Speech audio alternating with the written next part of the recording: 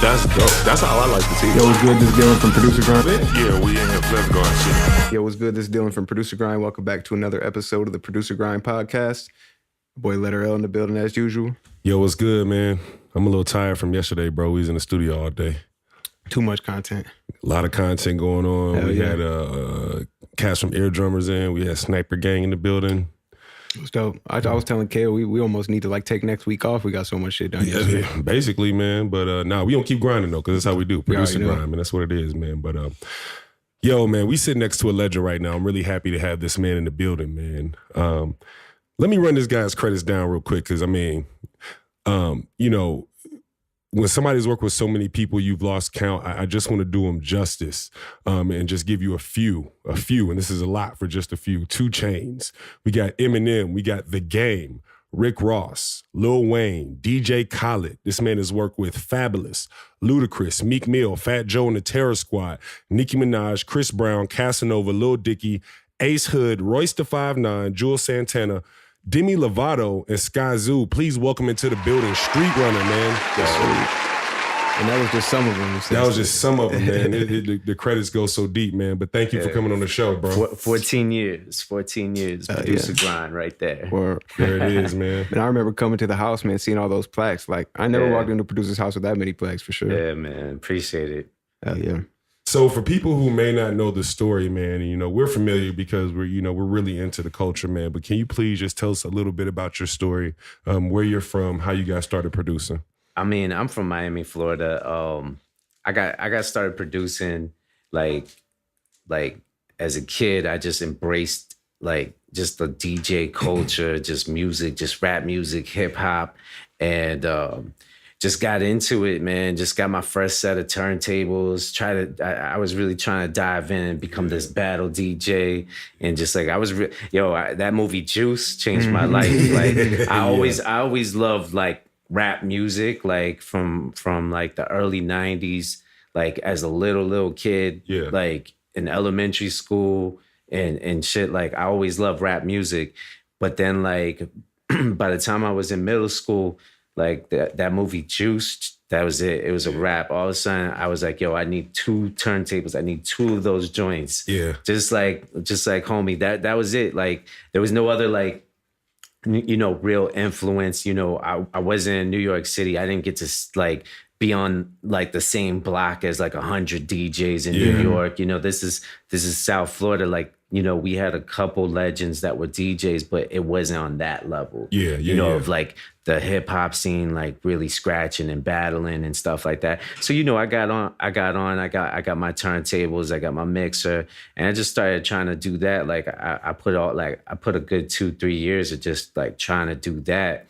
And then, you know, through listening to so much rap music and becoming more and more of a fan, especially coming into the late 90s, you know, the mid to late 90s with music is when I really started like grasping the fact that like certain guys were super producers. There wasn't a title super producer at that time, but to me, in my mind, like I would get a LP, get a 12-inch vinyl, I'd play it, and I'd be like, yo, this track's so hot. Look at the credits. Boom, Pete Rock remix. Yo, this track's so hot. Produced by DJ Premier. Yo, this track's so hot. Boom, Havoc. You know, like, you know, RZA, whatever. Like all the Wu stuff, like all the stuff that influenced me. And I was just like, yo, I started putting it together. But then like in my head, Swizz Beatz was the one that really put it together. Swizz, and it was a close second with Pharrell. Because those were the 2 guys that like expanded like not just as a group, like not just with their group, but like they were getting on like all my favorite albums. Like I got the NORE album, boom, Swizz, Banned from TV. I got the Cameron album, boom, Swizz, Glory. Got the DMX album, boom, Swizz, Ruff Ryders Anthem. And I'm like, yo, the dude who's making my favorite track on all these albums is the same guy, but he's not with like Pete Rock and CL Smooth, Havoc and Prodigy, Mobb Deep, RZA, Wu-Tang Clan. Like, he's expanded out. And I know Biggie and Nas were like guys who were like first like hip hop rappers that like expanded out and not just used one producer, you know what I'm saying? But like, I feel like Swizz really put the stamp on it. And then it was like eventually like Manny Fresh and obviously like Timbaland and like the culture just continued to push forward. And then you had the super producer, you know what I'm saying? So like, once that light bulb went off in my head, I was like, yo, I was all in. Like by 98, I had my first drum machine, which was the SP1200 because like I didn't know shit about shit. Yeah. So I could curse on the show. Yeah, right? you say whatever the fuck you want to say. That's what's up. Okay. So I didn't know shit. So like I couldn't go on a YouTube. There was no YouTube. All I had was like whatever was in the XXL that I read, whatever was in the Source magazine that I read. So if I read Pete Rock was on a SP1200 or RZA was on whatever, I was like, this is the type of gear I need to get. You know what I'm saying? So like SP1200 was my first piece because like I was big on like what Pete Rock was doing and the sound that, you know, some of the, you know, come to find out some of my favorite tracks by Easy Mo B was made on SP1200. He gets busy with that for real. Yeah, he's done some very, very intricate shit on the SP1200. What's the sample time on that? 8 seconds. 8 seconds. 8 seconds, and I think you might could expand it to 12 seconds. But with more RAM or something like that? With some kind of expansion. But like, that's one thing, like the year that I put in on the SP1200 and only being able to use 8 seconds, by the time I jumped on the MPC 2000 XL, which was the following year, I got my first 2000 XL in 99. That's the classic joint. That's my shit. So like, that right there, like, you know, I think I was like in high school and I was like, yo, I gotta get this MPC 2000 XL. Like, I think I read it in a magazine somewhere, Swiss Beats was using it. And I was like, yo, this is it. Like, so I saved up, I copped it. How much were they back then? Oh, I think I got it for like, it was like $1,500. It wasn't cheap. Like, it wasn't like, even the SP1200, that shit was old. And that shit was like $1,200, $1,100, $1,200. And that shit was already old when I bought it. And yo, I brought the SP1200 home and I went to turn it on, think it was plug and play and get ready. Yeah. Yo, so I was like, yo, I'm gonna make a beat tonight. Yo, they didn't tell you when you bought that shit, you needed load up disc. The shit doesn't function. It's like a car with no engine without the load up disc. Airborne type shit. Yo, you gotta literally put a disc in it and then take it out and then you can start making a beat. Like a blank disc, or you got to buy it from there? A formatted disc just to start the machine up. Because if you turn that bitch on, it just turns on, but you can't do nothing. Like one of them old ass computers. Yo, it's crazy. So like I forget who did it, but one of my mans had to go. Like we were trying to get a load up disc from a homie that we knew had an SP1200, and he was kind of being funny style because back then like. It was real competitive, like, oh, somebody else got one of these? I ain't gonna live. So my mans went and muscled him for his load up disc.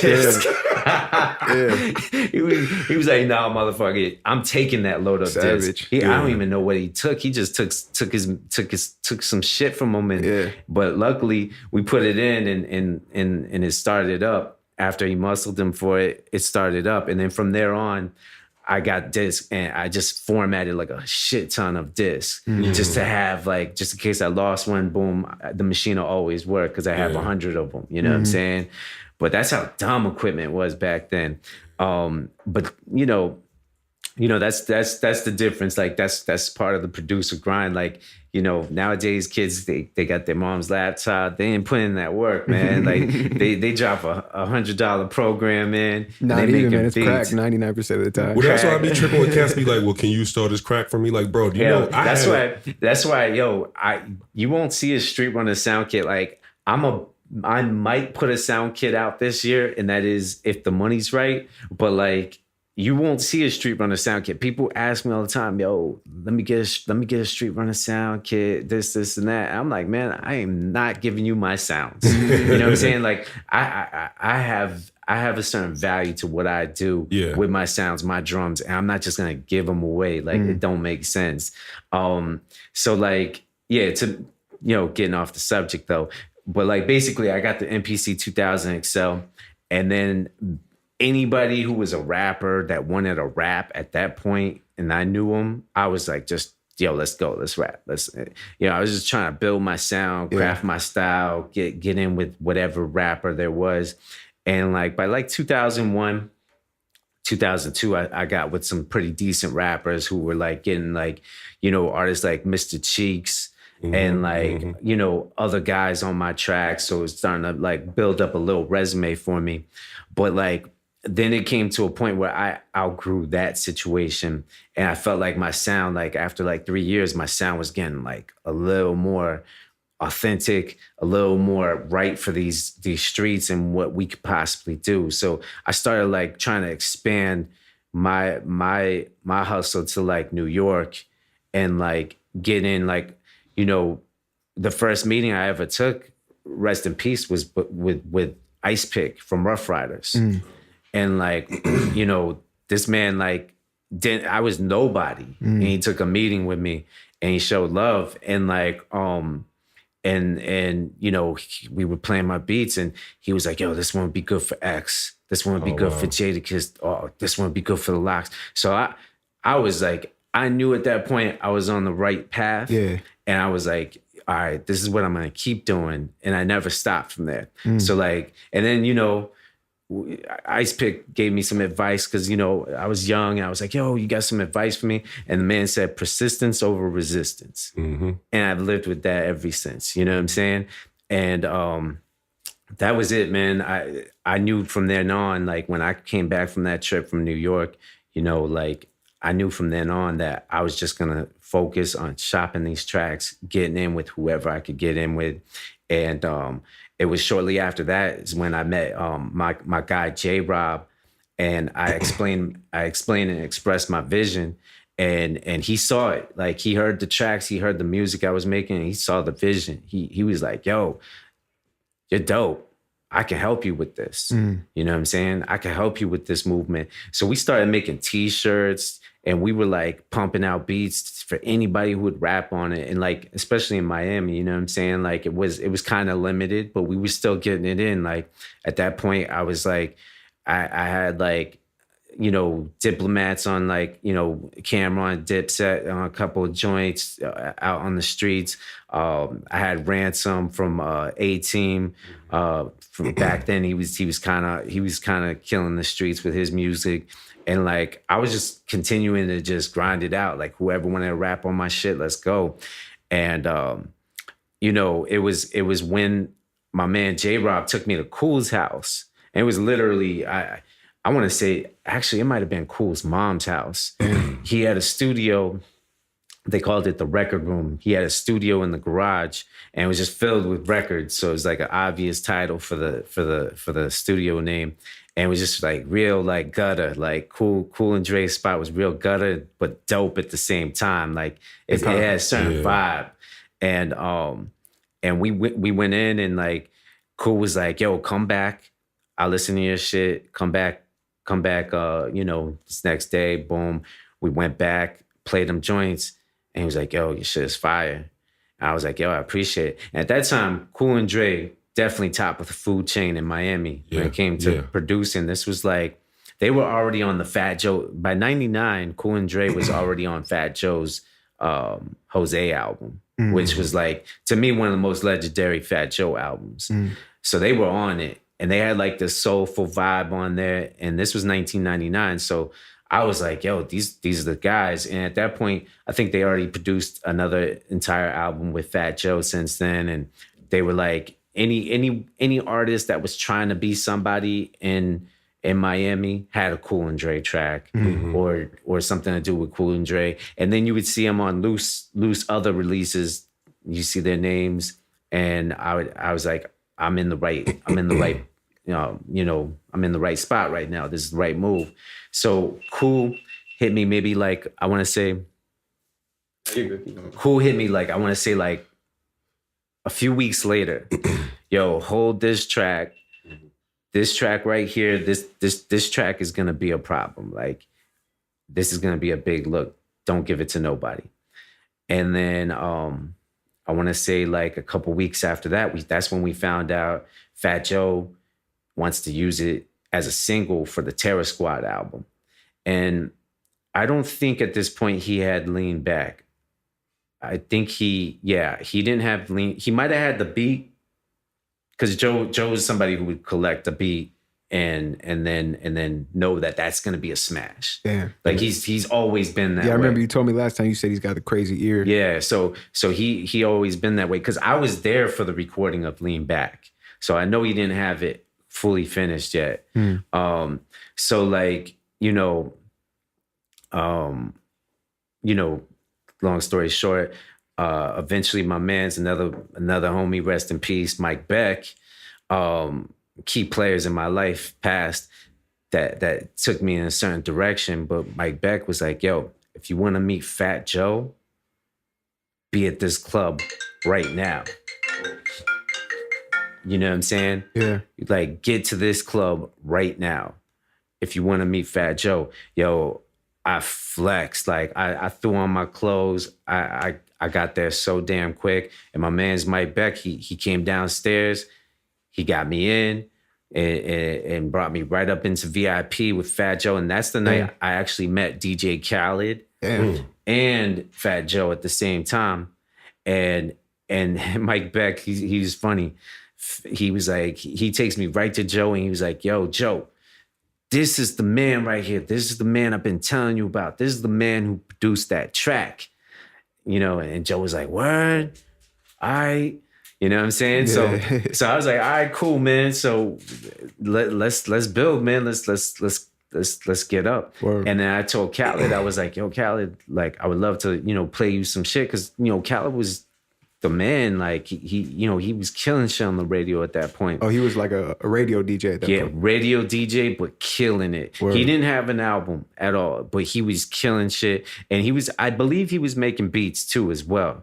So I exchanged contact numbers with Khaled, and Khaled was like, yo, we're going to be in the studio tomorrow. Hit me up. You could come by.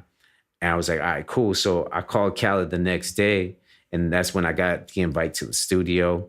And I started hearing the song. I think that was the day that they were recording Lean Back. And that's when, like, the rest is pretty much history. That's when the rest, I was just starting to build with them and meeting everybody and just getting familiar, you know what I'm saying? Yeah. So that's how the Take Me Home.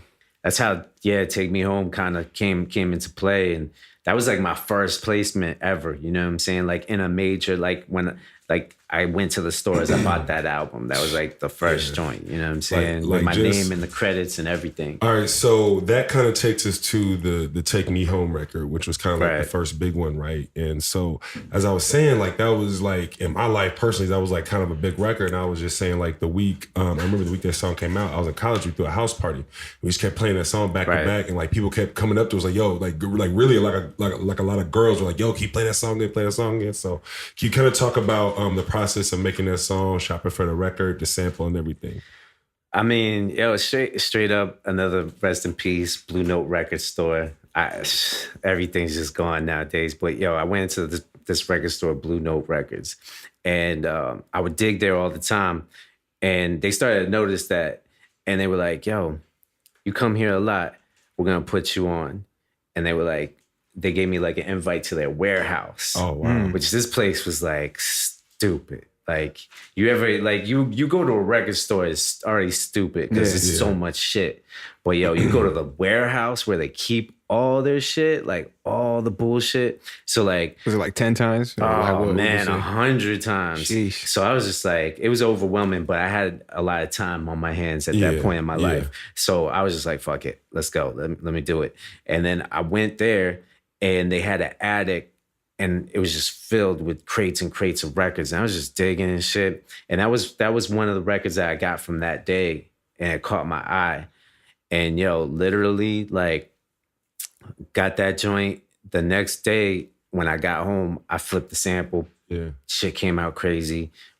Like I knew that shit was gonna be fire. Like I was actually, when I was making the beat, I was thinking Dipset. I'm not gonna lie. I was thinking Killer Cam, Dipset, Take Me Home. That was like their sound, I know, they had that vibe on Smash. So I was thinking Dipset all day. So I'm not even gonna lie and say that I made the beat for Fat Joe, but like it was a blessing that it got into Fat Joe's hands and he was able to like make a little hit record out of it. So yeah, man, that's basically how it all came down. And that record, that track is straight up vinyl to turntable to sampled in an MPC 2000 XL. All the drums, everything in the MPC 2000 XL, and then formatted into a song on the MPC 2000 XL, and then to Pro Tools to be recorded and made the song. You know what I'm saying? Like, wow. Nothing else. It was a different time. Yeah, because like I think the song might have had maybe like 8 tracks to it when it was the beat. Yeah. Like, you know, that was when we could like the sound was like, you know, when you had a soul sample or a sample, it was kind of the meat of the track. You know what I'm saying? You just needed some good drums and shit. I always had 808s on my stuff. So like that's kind of why it has a little knock to it. And that was kind of, not a lot of people were doing that at that time. Right, yeah. Because I guess I might not have known better. You know what I'm saying? And I never, it's crazy. I never liked the way a live bass sounded.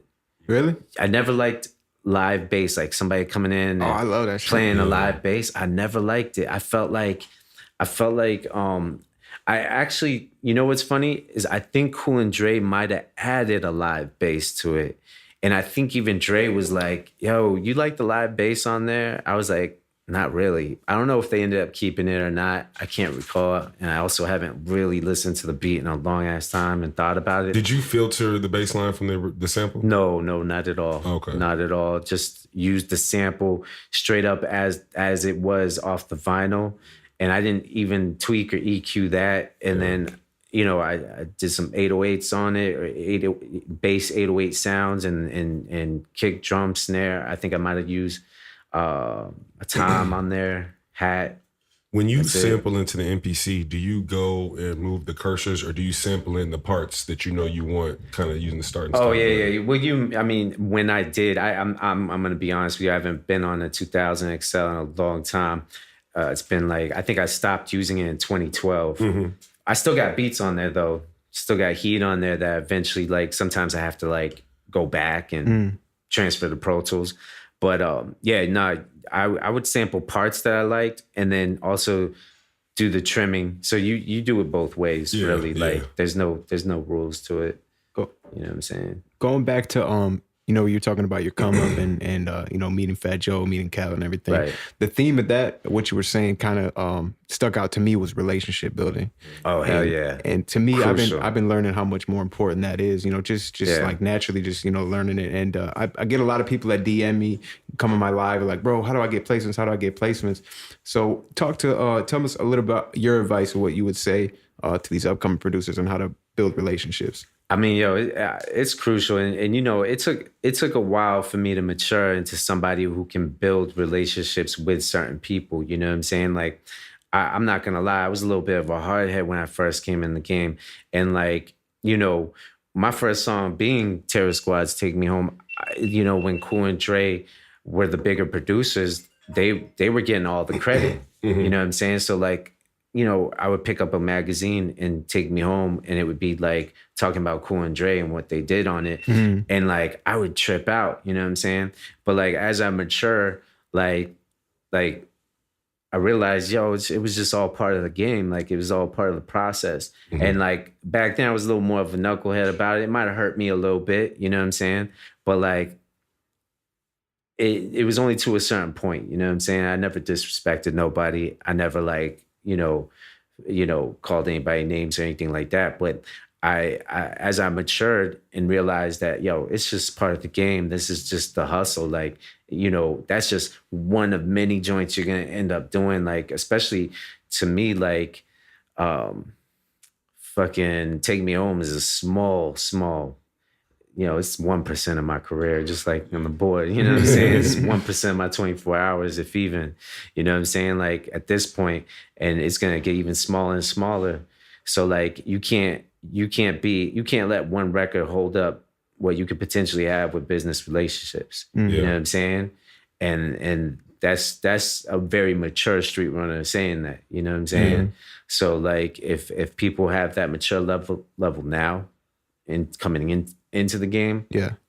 And you know, of course, you want to make sure your business is right, because my business was always pretty good for the record in the scheme of things. I had like great share on it, even though it had a sample. It was like everything was good. So, you know, how much did they take for the owner of the sample? How much? Oh no, that sample hit us. I think it took like 75%. So sheesh. Don't sample that sample. Like, yeah, it was stupid. Like, and that was not only was it like my first placement, it was like, welcome to the sample game. You're getting fucked. Yeah. You know, it was like, Wasn't even expecting it, bro. nah, I was like, a sample's going to take like 20%, whatever. Yeah. We just used this. Nah. Because Storch was cleaning up at that time, and that's one of the reasons why he wasn't sampling. Nah, he wasn't sampling. I guess there was a few guys. Swizz was killing it. He was doing a lot of sample free shit.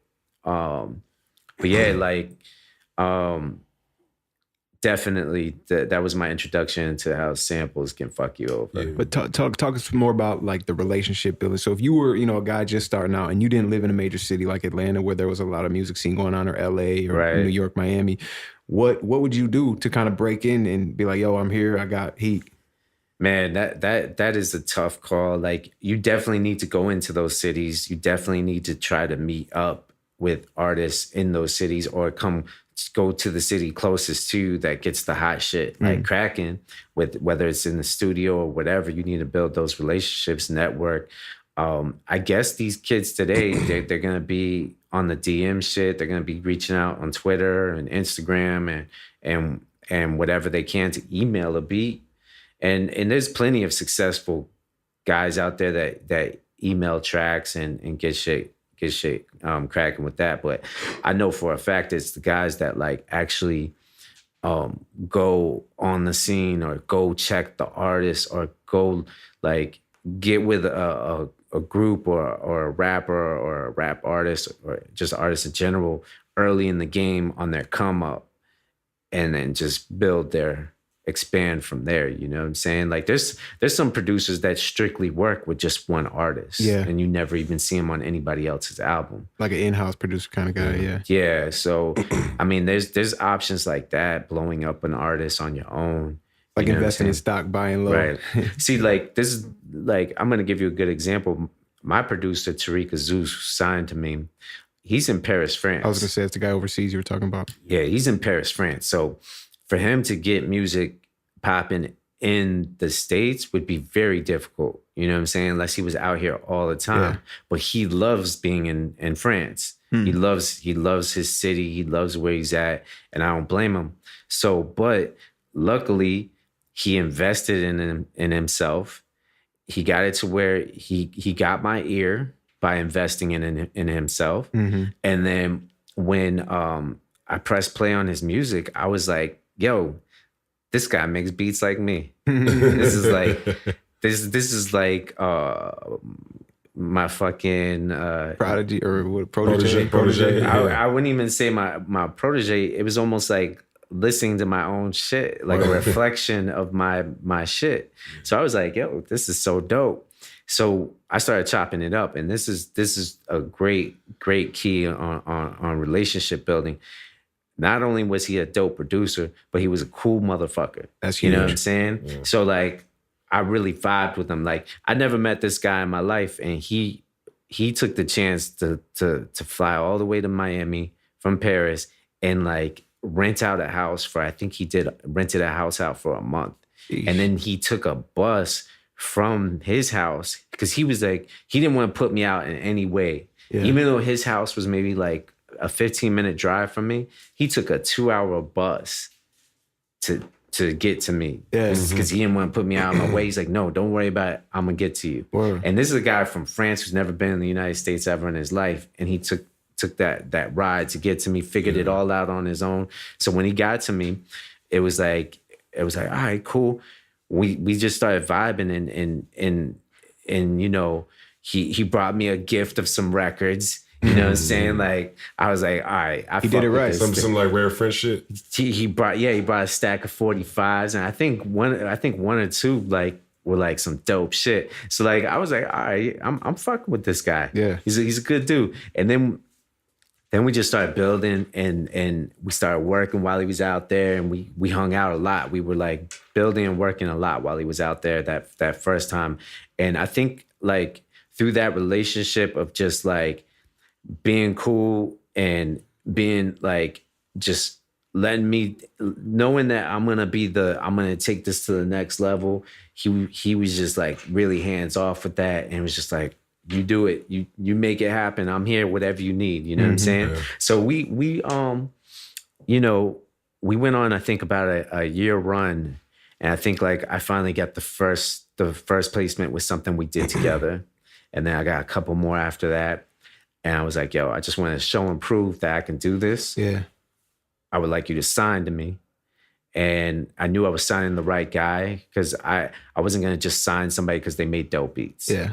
I just don't do that. Like, you can make the dopest beats in the world, but if you're a fucking asshole, I don't want to sign you. The vibes got to be there. The vibes got to be there. Like, I'm not, and I'm not a collector. You know what I'm saying? I'm not trying to collect an artist, collect a producer, and just have everybody sign to me and be that guy.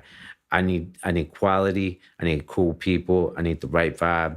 And he fit every single credential you could possibly have. Like, so it sounds like what he did is he found his in, like he got in contact with you. Mm-hmm. He spent the money he invested to get out to you, meet you in person, right. And then he went above and beyond. You know what I'm saying? And he really did all the professional manner, you know, the very you know professional. What I mean? Yeah, you know what I mean? The formal stuff, giving you a gift, all that stuff really matter. All the stuff your parents teach you when you're a kid, like that shit really matters. You know what I'm saying? Yeah. And that go, even though it's hip hop and rap, like it's the same, you know, it goes with it. You know what I'm saying?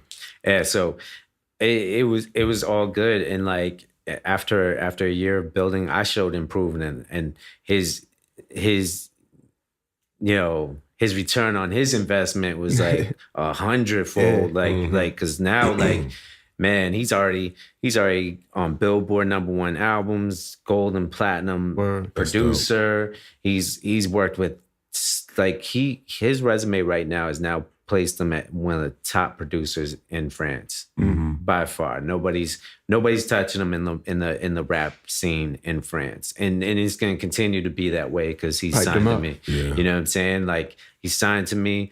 And like, since he signed to me, I'm not sending the work to like Joe Schmo, like, yo, can you play keys on this? Yo, can you do the piano on this? Nah, I'm gonna send it right to him, and he's gonna get on every single thing I work on. You know what I'm saying? So like, that's you know, that's the way it's good for my business, and it's good for his business, and also like he's growing my business in his city and where he's at, because you know. We're already getting placements out there, getting stuff cracking out there. So it's good luck. One thing we talk about here at Producergrind is, you know, to be a boss, because people just throw that term around, right? To be a boss, one thing you have to do is put other people in positions to boss up. Win. Yeah, to win, to boss up, to eat. So, you know, that's really dope of you. Not just you guys are making dope music, but now you're helping him grow his business. Oh, that's yeah. Really I already, there's a couple, there's a big producer. I'm not going to say his name, but he's in France. And I told him, yo, we're gonna take that man's, we're gonna step on his neck. We're gonna take his shine. We're coming for his position. No like, holds barred. Yeah, like we're coming for it, and you're gonna take that slot, and you're gonna be able to sign producers out there, and then you're gonna be getting the albums and the budgets, and you're gonna be doing all that. You know what I'm saying? Like, that's a fact. Like, that's the only way I look at shit. So there's not only like, we're gonna be doing our thing out here, but we're gonna take that in France too.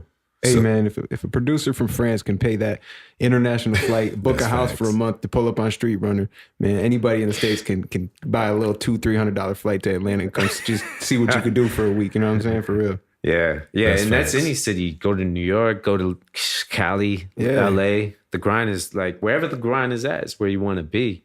You know what I'm saying? Like, even if it, like, I, you know, even though I'm established, I got to make trips to Cali for like show face, a few trips a year, you know, stay out there for like 5 days and grind. Like, I have to, you know, I get some great business out there. You know what I'm saying? And that's business that you can't email to. You know what I'm saying? You got to go face to face, hand to hand, meet these people and chop it up. You know what I'm saying? And then they're gonna remember you. Know what I'm saying? Yeah. Especially if you're a cool person. Be a real person. For sure. 100%. So speaking of Tarik, he's credited as a co-producer on Lamborghini Trucks, which is the new joint from 2 Chainz from the Play Don't Care Who Makes It. That's the one you did, right, bro? Yeah. I was honestly, like, that track came by surprise because and it came out quick. And like I didn't really believe Chainz when he said, "Yo, I'm dropping this next week." Because like we've done so many dope records, and I'm like, they're just in the vault. They've been in the vault for years, and I'm talking joints with like with Diddy, joints with Neo, like they're just sitting in the vault, and I'm like, yo, man, these songs coming out, like they're so fire. Like picture like the Neo joint. It sounds like 2 Chainz on A Reasonable Doubt vibe. Damn. With Neo singing the hook and 2 Chainz rapping real dope, like real hip hop rap shit. Like he's spinning bars, it's so dope. So 2 Chainz got bars though. No, he's dope. He He's really a super does. dope rapper. So, but I hit 2 Chainz up randomly because I was like, you know, I saw he was in Atlanta. I was like, yo, I got new heat, and he was like, pull up. I was like, shoot me the address, and I packed up. Got all my shit together, went to the studio, and he was recording one of the songs for that EP at that point. And it was cool because like he was like, when he finished, he was like, yo, I need some shit. I need that classic. I need that classic joint, but here's the qualifications. He's like, it's gotta sound like a sample, but it can't be a sample. I wanna be able to talk that shit. But we can't clear it because we're gonna put it out quick. And I was like, all right, cool. And I just started going through I went through my, and one thing with 2 Chainz, you can't play beats at all. Like he gets mad. What you mean? What do you do? You gotta put on headphones, you gotta privately hear him. It's like if he hears a beat, it sparks an idea and he wants to rap right away. So like, literally, I spent like, because he was still recording, I put like, for like an hour, I was like, I'm gonna put together the meanest playlist of sample-free, soul sample sounding beats that I have. Spent an hour. And I was ready. And then even after that hour, I kept contemplating, yo, maybe I'll put this one in there. So finally he was ready to hear it. And it was the first beat I played, man. Like he didn't even get to the other beats. Damn. I was like, damn, I kind of wanted to see what he thought of the other beats too. You know what I'm saying? Yeah. But fuck it, he picked that first beat. So those choirs, can you talk about those choirs a little bit? Oh, those choirs are a secret, man. I can't talk about those choirs. Well, okay. So I just want to know is it a singer? Or so one of them is it a singer? Oh yeah. The singer is Satara. Okay, she's the one going saying the higher parts. Yeah. That's Satara. I think I had her. I think I hit her up and I was like, yo, send me some vocals, just saying some shit, like, you know, and just whatever you feel like. And that's what she came up with, and it was like probably like a minute and a half long what she sent me, but like. Those are the pieces that got chopped up, and I discovered her on Instagram too. Super dope voice, and so that was that. And then Tarik played, you know, the keys that made that shit like, you know, catch that vibe. You know what I'm saying? Yeah. And then. You know, I like to really mesh it and like make it sound like a soul sample. So like I get everything and I kind of run it through all my filters and do all my tricks to it. Then I did the drums and made that shit sound real crazy, mixed it, formatted it. And yeah, that beat was actually being shopped around for a minute. Like I don't know what was taking so long for a rapper to jump on it, but I'm glad 2 Chainz got on it. It's fire ass song. So hell yeah, it's been in rotation on our official Spotify, our official Producergrind Spotify playlist, The Spill.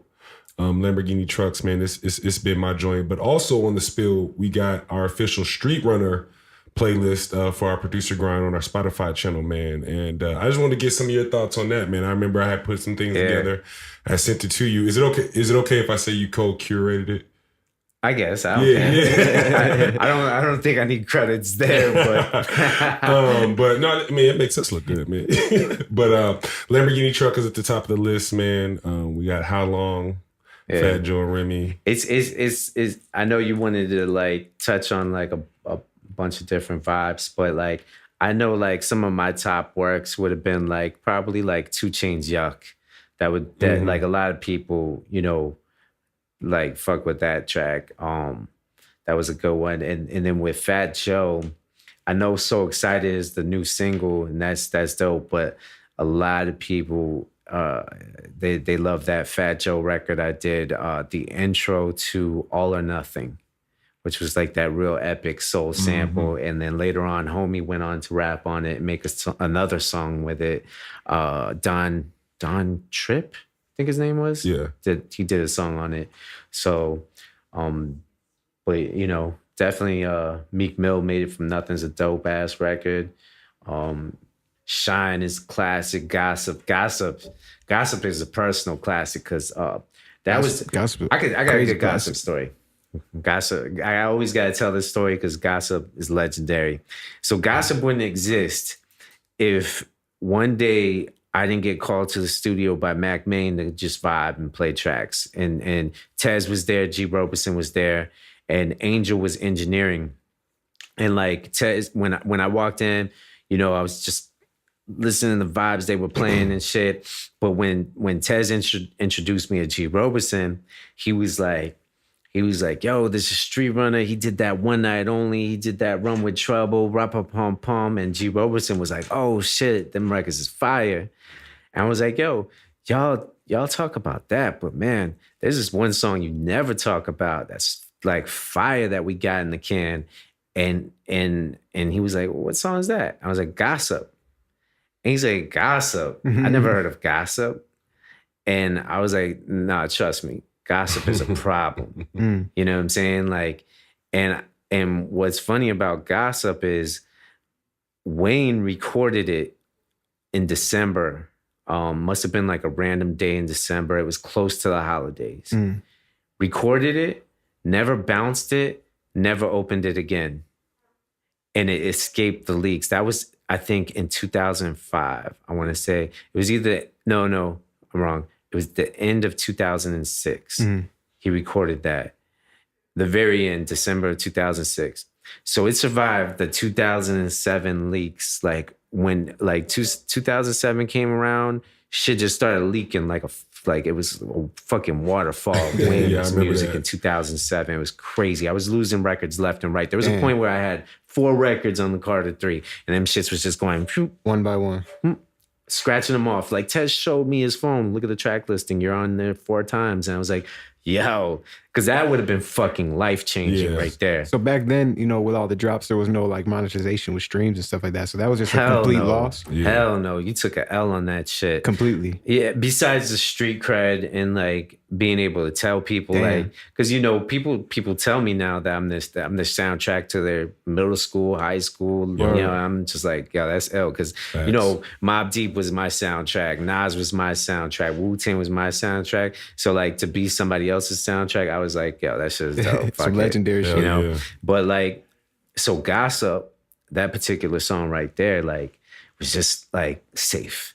And like Angel was like, yo, this shit ain't leaked. Nobody ever heard it because it ain't been open since December of 2006. Damn. And I was like, yo, please open it, play it, let's go. And yo, they heard that shit. Tez lost his fucking Cortez hadn't even heard it? Nobody heard it. Damn. Nobody heard it. And the only reason I knew it existed was because I made the beat and it was fire. And his engineer called me up. His engineer, Drew, at the time, called me up and was like, whatever you do in life, do not give nobody this beat. Because Wayne murdered it. You know what I'm saying? And I was like, done. So I put it up just like he put it up. And I was just basing my conversation off the hype that Drew threw me, because Drew knew all the shit I produced, because he knew I did the one night. He was there for all of that. He knew all the heat I produced. So, but when he called me up and told me that shit, I knew it was no game. So I knew that his cosign was enough for me to know, don't fuck up with that beat. So fucked around and you know, played it. Tez lost his shit. G. Roberson was like, Jesus Christ. Mac Man was like, what the fuck? So like, so like literally within 5 minutes of playing that shit, Tez game planned the whole situation and how that's gonna go down. Like Tez was like, all right, we're gonna mix and master this. We're gonna have him perform this at the BET Awards. This is gonna be like the biggest shit ever. We're gonna premiere it at the BET Awards. That's why. And that's what they did? That's what they did. That's why if you watch the BET Awards, it's I think the 2006 BET Awards, if you watch it, when Wayne comes out, fire's going off and he's performing that shit, everybody in the crowd, their jaws dropped because they're like, what the fuck is happening right now? What is this song? I never heard it in my life. Because this is a point where like if Wayne dropped a song, everybody heard it. Yep. They're like, this shit is fire. Like, the Wayne movement was fucking climatic at that point. That's like, when it he was had kind of reshaped himself and he had nothing but bars. Yeah, so, and that was a song about him barring it up, like killing shit. So like, and you know, the energy was super raw for the performance. He did it on my 2-track that was the 2-track from my MPC 2000 XL, straight up him performing at the BET Awards right there. And then the way he performed it was just super raw vocally. You know what I'm saying? It's super dope. I feel like in the mix process, it got a little polished up. Might have lost a little of that edge, but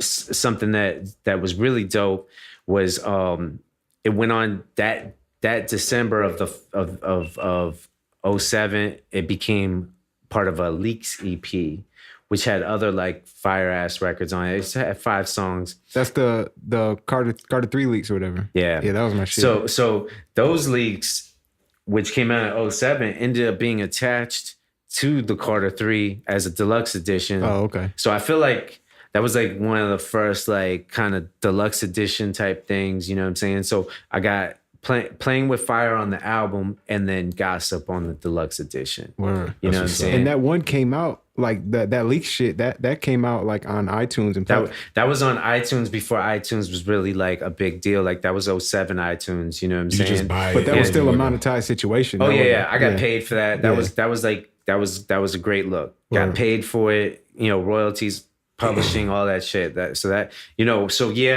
lost like 10 joints. Yeah. But I started getting it in and making it on all these dope Lil Wayne albums, which was, you know, so beneficial for my career. You know what I'm saying? So all part of the grind, man. That's what we're here for. In today's climate, like if you were, you know, head of a label or whatever, or you had some artists, now going back to what you're saying, a lot of those records were held for years or, you know, longer, stuff like that. Yeah. In today's climate, in today's industry, would you be still sitting on records that long, or would you just say put them out? I mean, my thing is equal to or greater than. Like if say Lil Wayne raps on a beat and he's like, yo, hold that for me, it would have to be like Jay-Z, Kanye West, or somebody on that level to have to be able to maybe bump me away from the Lil Wayne record. You know what I'm saying? Granted, I'm going to also say this. It's kind of not fair to even say that because of Lil Wayne's situation with Cash Money and how he can't put out music the way he used to. Because like, and that's hurt the culture. Because like straight up, like we've probably missed in this amount of time, like at least 2 to 3 Wayne albums. You know, in all actuality, I can't even say Wayne because like that, if Wayne was active in like dropping music, like legit, like he would have been dropped like 2 to 3 albums by now. And, you know, that's a lot of hits producers ain't get. That's a lot of, you know, historical shit that it can't happen because of the situation with Wayne. You know what I'm saying? Like, you know, Wayne could be dropping some monumental shit right now. You know what I'm saying? Like, he could be dropping another classic. You know, like, think about it. If Jay-Z got caught up and couldn't drop his Black album, his, you know, or his Blueprint 2, Black album, and this album, that album, man, we would have missed some of that culture. You know what I'm saying? Hell yeah. So, I mean, and body of work matters when you're judging, you know, greatness. Right. So, I mean, granted, Wayne doesn't lack in a body of work because his work ethic is crazy. Like, it's out of here. So, but you know, to make a long story short, like, if anything, if I were to shop a beat, it would have to be an artist that's equal to or better, or equal to or greater than. And then I might consider it like, yo, I gotta get this heat off. Yeah. You know what I'm saying? But like most of the times, man, I'm just like, I make so much music. I make so many beats and I try to compete with myself and make better and bigger. So it ain't nothing. Who is your favorite producer? RZA. Very simple. He didn't even have to think about that. RZA. I could give you my top 5. RZA, DJ Premier, Pete Rock, Havoc, and Swizz Beatz. Top 5. Then it would go into Kanye West, Just Blaze, No ID, couple other guys, maybe even Jay Dilla, throw Jay Dilla in there because there's certain things about him that influenced me. Sure. We were having an intense conversation kind of before we started recording about kind of what qualifies a producer to have that kind of GOAT status, right? And you even greatest said, of all time, right? And you even said like, I'm not even a GOAT, right? So not yet. I will be. Facts, right? Hell yeah, I will be. But can you talk about like what's your kind of criteria to be GOAT status? GOAT status to me is like, first of all, the albums you're involved in got to be the most iconic albums of all time. You know what I'm saying? And that's where like the Illmatics come in, the Reasonable Doubts come in. That's where the Blueprints, like we're talking albums that, you know, matter. You know what I'm saying? You can't be on albums that don't matter and be a GOAT. It's just a fact. You know what I'm saying? Like you can't be on an album that sells 10,000 copies and be a GOAT. Like you got to be on the albums that people care about. People want to hear that album. It becomes like a piece of history in this music shit. You know what I'm saying? And like that's the first thing to me. Like, you know what I'm saying? So like, you know, that's the first criteria. The second one, of course, certain records that like impact the game. Like I was talking about Shook One's Part 2, like one of the greatest hip hop beats of all time. People can argue with me, of course, like Shook One's Part 2 isn't as good as this or that, but if it's not as good, it's damn near neck and neck. You can throw on, you know, at the right event, right venue, Shook One's Part 2, even Survival of the Fittest, like, you know, like these are all like records that are like insane. Cream, throw on Cream, like DJ Premier, Kick in the Door, or 10 Crack Commandments. These beats are out of here. Oh, that was Primo, 10 Crack Commandments? 10 Crack Commandments, oh, man. I'm younger, man. Come on. Jesus Cut me a Christ. little bit. It's weird with the Primo, like there's songs where like I go back and listen to it with the producer's ear that I never thought about looking at from producer perspective. You realize, oh, that's Primo all day. Oh, and let me tell young producers this. I listen to today's music. It's annoying. I listen to it. My wife gets annoyed by it. I listen to it. I embrace it. I sometimes love some of that shit, but I always hit that reset button. You know what I'm saying? And like, I always go and revisit the classics. I get in my head like, yo, I gotta listen to Reasonable Doubt. You know what I'm saying? I have to, because there's a certain sonics that you get from Reasonable Doubt that you ain't fucking getting none of this music. And if you can take just a fucking element of those sonics and apply it to what you do today or what's hot today, boom, you're making some next level shit. That's what I do. People ask me, what the fuck are you doing? How are you doing it? Why? But you got to be dope to do it. You got to be dope. You know what I'm saying? You got to have vision. You know what I'm saying? And the way you get vision is by listening and training yourself, training your ear. Like, I grew up on this stuff, I know.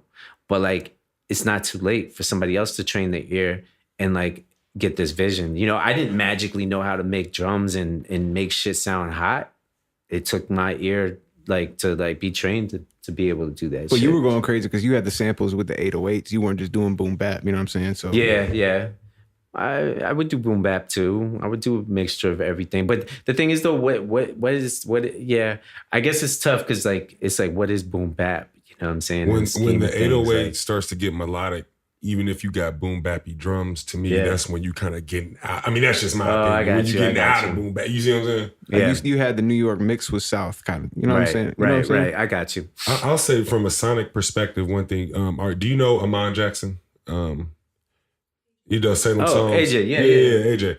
So I did a session with him, and he taught me something that made sense. He was like, a lot of times, don't think of sampling for the sake of using the sample, but think about it for the sonic character, right? Right. And so he was showing me, like, giving me ideas like, take a regular sample pack, but run it through something to make it sound like a sample, but give it that kind of sonic character. It gives your tracks texture. Yeah. You know what I'm saying? That's what today's music, a lot of it lacks in is texture, because you get these really thin sounding beats and they lack in the warmth that what we would listen to on Life After Death, on Illmatic, on Reasonable Doubt, on these huge iconic albums. That's why I tell people, if you start training your ear to know both sides, new and old, it's going to make you way better at this shit. Because at the end of the day, you know, I don't know if you noticed this, but hip hop always does this 360 thing and revisits.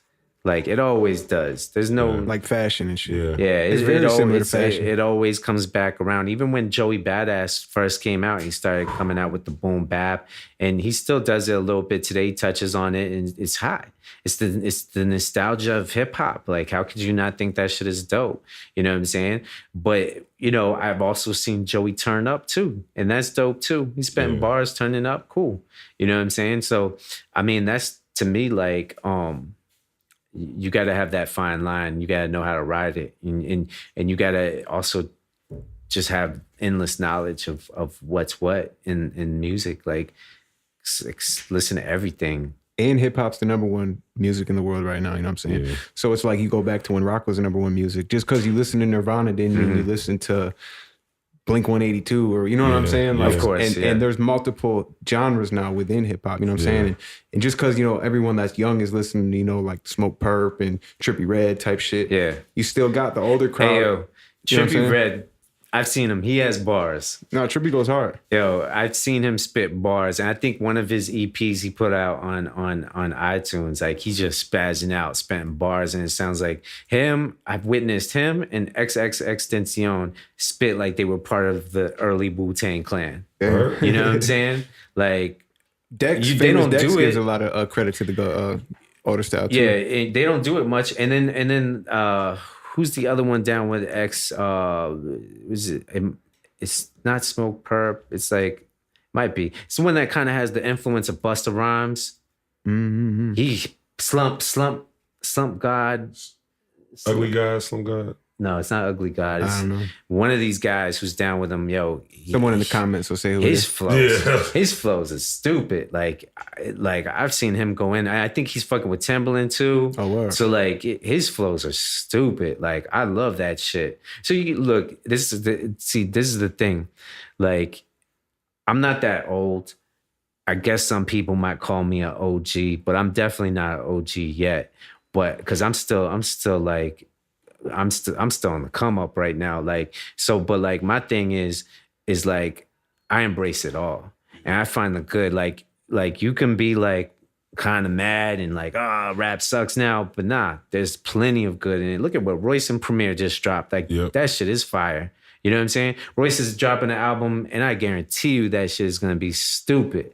You know what I'm saying? Like, you know, you got people like 2 Chainz, you got people like Kanye's working, you know that shit's gonna be, you just gotta find the heat. You know what I'm saying? Like find the shit that's incredible and just rock with it. You know what I'm saying? So like it's out there. What are you listening to right now? I listen to Kendrick Lamar like a motherfucker, like crazy. Kendrick Lamar, J. Cole, Joey Badass. I fuck with Joey heavy. That last year's album was dope. Meek Mill. Meek Mill. Even though I produce for him, like I listen to that shit a lot. Like I love his energy is at 1,000,000. You like Pusha? I listen to Adila. I actually listen to Adila a lot. Shout out to Adila. Can you get a shout out? Maybe next time. I am the most played artist on his playlist. Yeah, she's in like heavy rotation. Because I buy all the music I make. I buy it. Oh yeah, you have to. Yeah. So like we did a road trip to Florida, and it's like 9 hours. And like her shit literally plays like every 30 minutes when I shuffle my music. Let it go, Even though I have like 2,000 songs that I purchased on iTunes. Yeah. But that's a lot of money. I buy music. And people should buy music. What about Apple Music? You pay $9.99, you get everything. Nah, fuck that. Fuck that. You're a producer, you make beats? Guess what? The subscribers who pay $9.99 who play your music 1,000,000 times are paying you. Like a quarter of a penny or something every spin?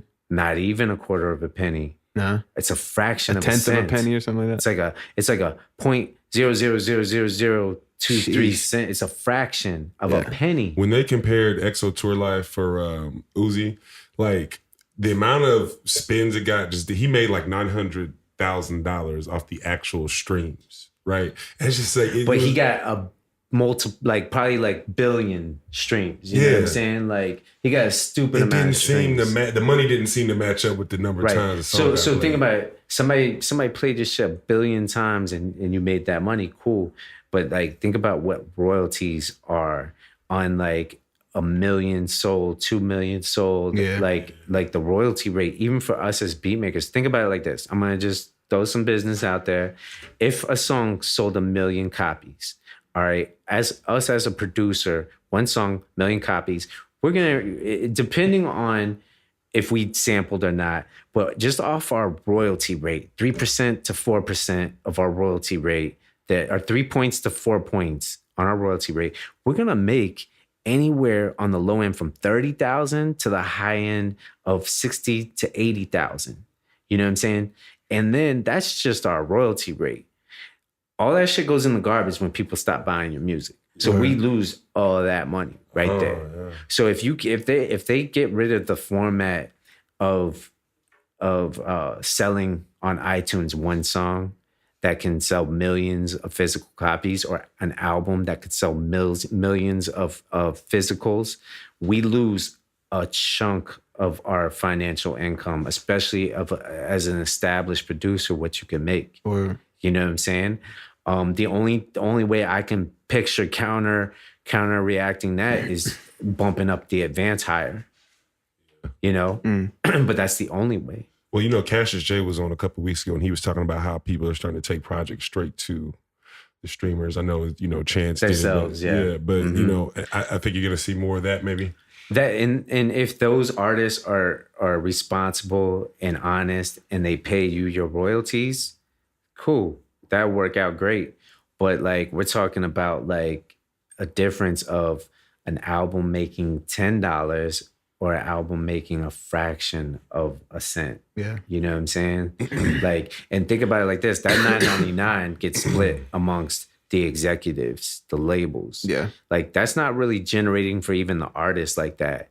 You know what I'm saying? Like an artist will stream 1 million times, 100 million times. They still didn't make shit. Like they made a few $1,000s. They didn't make shit. Like maybe they might be upwards into, you know, a higher royalty rate at 100 million, but still not, it's still not the same as selling 1 million copies. You know what I'm saying? Hey, I always say if you're a producer, man, go the Khaled route.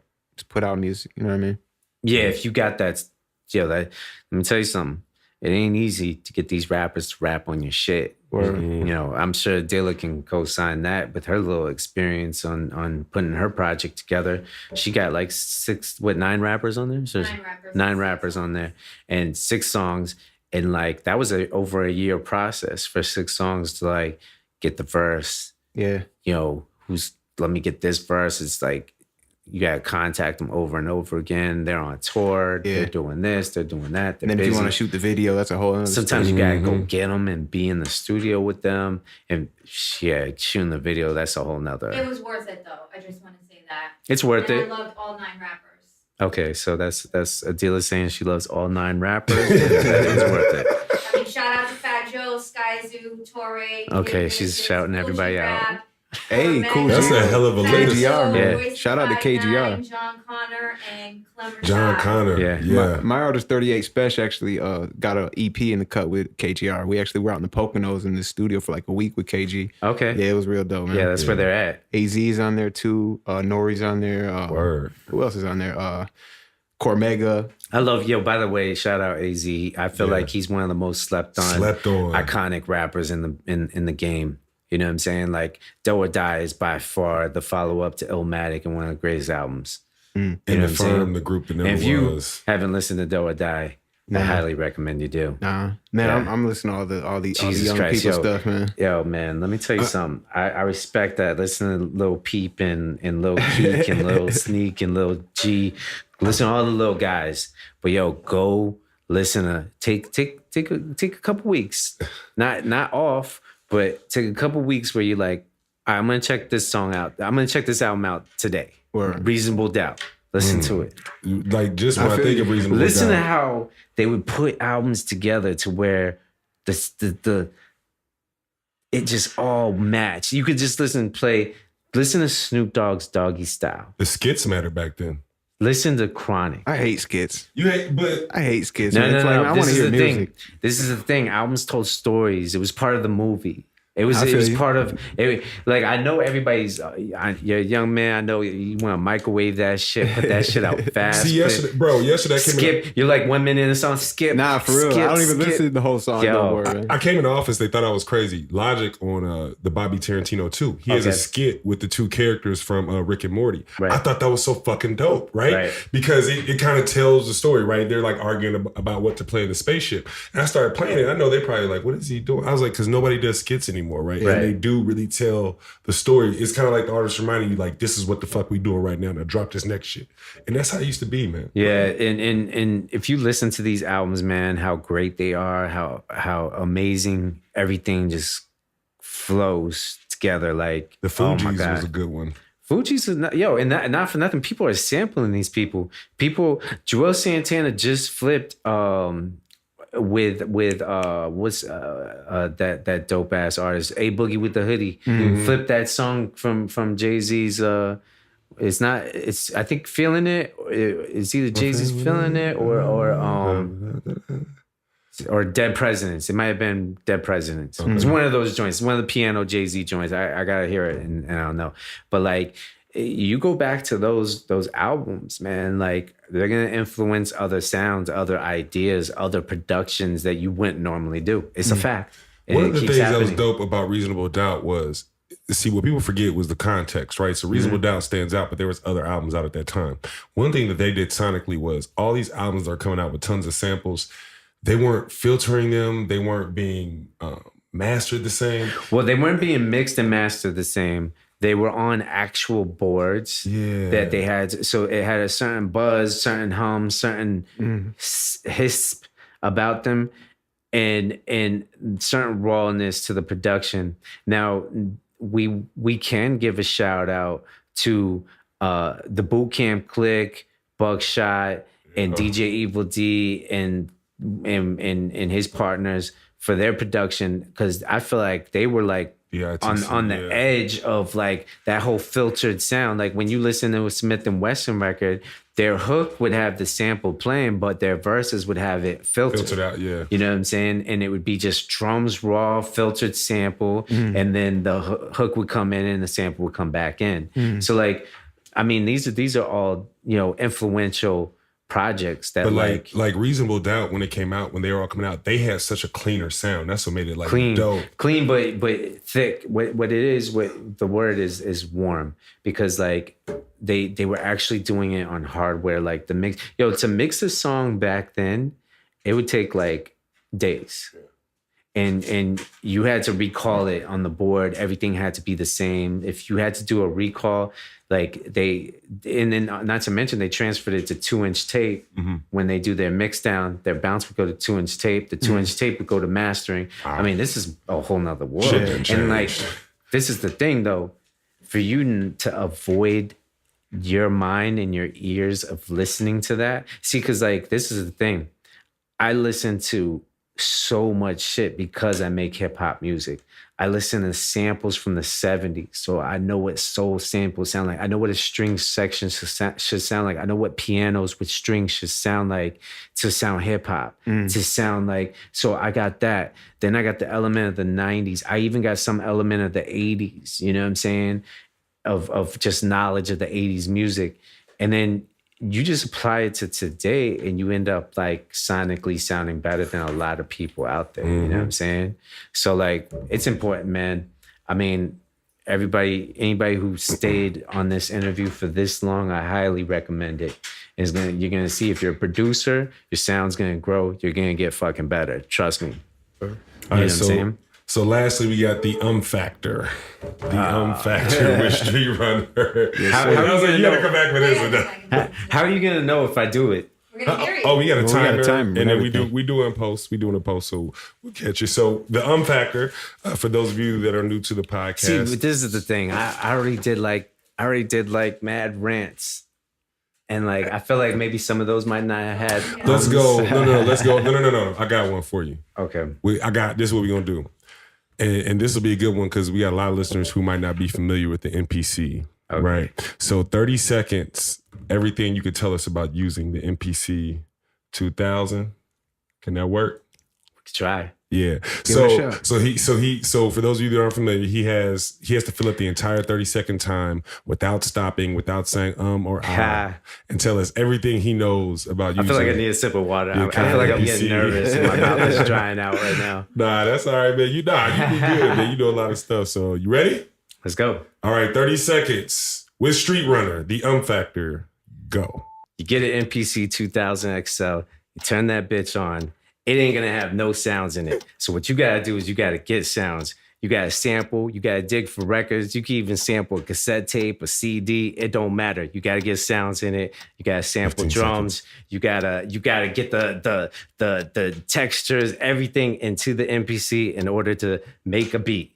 You got 16 pads 5 seconds on each section. There's 4 sections. So 64 pads total. StreetRunner, you have passed the factor. Good job. You got it. Good job. I ain't gonna lie. I didn't know if you was gonna be able to do it, bro. No, I like that strategy. I see how he did it.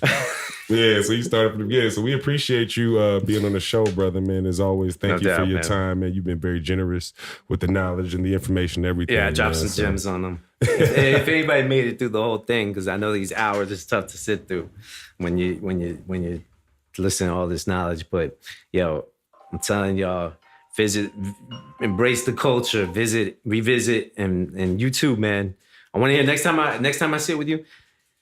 You listen to Chronic ever in your life? Yeah, come on. Thank God. Snoop Dogg, Doggy Style? Yeah, come on. Okay. Summer all right. Camp 92. Me saying I'm listening to all this youngsters, that's just me being a marketer, me being a businessman. Okay. I'm just trying to mirror the common customer right now, the common, whatever, you know what I'm saying? With the mainstream shit. I'm just trying to get in the mindset. You would have to say, though, in this generation, one of the greatest albums to drop in the past 5 years, undeniably, Good Kid, Mad City, Kendrick Lamar. Not a big Kendrick fan at all. Wow. I knew you were going to say that. I don't really like lyrics. I don't like conscious rap. My God. I don't like conscious rap. Holy shit. There's I don't know if this will make it on camera, but there's like an inner debate. There's part of the staff is okay with backpack rap and part of the staff but this isn't. is the thing though. He's not a backpack rapper. He's telling you a story. He's telling you his story, and it's dope. It's like 50 Cent when 50 Cent came out with Get Rich or Die Trying. He had a story. He was kind of telling it, but he was giving you hit records. Fifth was way more, you know what I mean? Street. More hustler street. Like hustler street, but there's still street elements to Kendrick that like if you listen to the whole album. And this is the thing, what's super dope about Good Kid, Mad City, that shit is like a fine wine. It got better with time. Mm-hmm. Like when I first got it, I listened to it and I was like, all right, it's cool. But like 6 months later, I threw it back in. I was like, yo, this shit is fucking amazing. And then a year after that, this is the album right here. This shit is retarded. So like, and then like it just kept getting better and better. And it has to do with how it was put together, how it was sequenced, how the sonics, the nostalgia of putting MC8, You know who MC8 is? Mm-mm. One of the most gangster rappers of all time from the West Coast. MC8, Compton's Most Wanted. Definitely listen to his music. Definitely listen to Spice You see One. Miss Society, right? Definitely listen. Okay. Yo, these guys right here, these yo, I seen I'm telling you. the funny version of it. Don't be a menace. Yo, you never watch Mr. Society? Nah. Jesus Christ. Well, I wanted to talk about Juice for a second because You watch Juice? Yeah, hell yeah. Oh my God. Okay. Thank God. Boys in the Hood? Yeah, hell yeah. Okay. All right. How'd you miss Mr. Society though? I don't know. Okay. So if you like egg shit out of the movies, Mr. Society is the equivalent of the egg shit for that time. Mm. So you When should did it come out though? 90. I was born in 93. Still, you watch Boys in the Hood and Juice. Yeah. Them I don't shits know. I is the guess same I just- age. Yeah. He's never watched Mr. Society, babe. It's all right? Still got it. It's on I'm glad Netflix. you're here. You're making me feel young today because usually I'm No, the but old this guy. is the thing. Even if I feel like I love that shit so much that even if I was born in the 90s, I would need to see it just because I love rap and hip hop culture so damn much. I just love the culture. New, old, really old, 80s. I love it all. Like, I think Rakim's one of the greatest rappers of all time. Yeah. Nah, fuck with Eric B and Rakim. Okay. I respect that. I respect that. Hell yeah. Cool. So, but hey, fam, we appreciate you being on the show, bro. No doubt. Appreciate you sharing your time with us, sharing the wisdom and the knowledge. Yes, sir, man. All right, It's all love. Oh yeah, but signing out, another dope episode of the Producer Grind podcast. Shout out to Street Runner. Catch us next week. Peace.